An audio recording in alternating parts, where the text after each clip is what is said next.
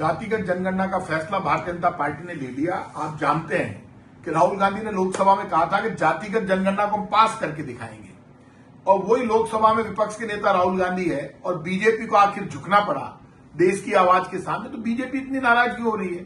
BJP को बोलना चाहिए कि अपोजिशन लीडर राहुल गांधी ने जो डिमांड की थी वो डिमांड हमने पूरी की है। तो आपको धन्यवाद देना चाहिए कि विपक्ष के नेता ने एक बड़ी आवाज उठाई और कहा जातिगत जनगणना आप करा लीजिए।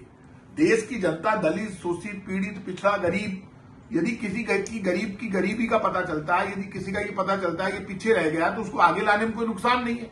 और जातिगत जनगणना हो जाएगी तो ये देश की जनता की आवाज थी कि अब जातियों की जनगणना होनी चाहिए। अब जातियों की जनगणना हो रही है। कल तक बीजेपी विपक्ष के नेता राहुल गांधी की हंसी उड़ाती थी जातिगत जनगणना के मुद्दे पर। आज उन्होंने फैसला कर लिया कि अब जातिगत जनगणना हम करवाएंगे। करवाइए, ये देश की जीत है। ये राहुल गांधी ने जो मुद्दा उठाया विपक्ष के नेता ने लोकसभा में, राहुल गांधी ने, उसकी जीत है। और मैं ये मानता हूं बीजेपी को पॉजिटिवली विपक्ष का धन्यवाद देना चाहिए, विपक्ष के नेता का धन्यवाद देना चाहिए। उन्होंने सही मांग को स्वीकार करके ही किया।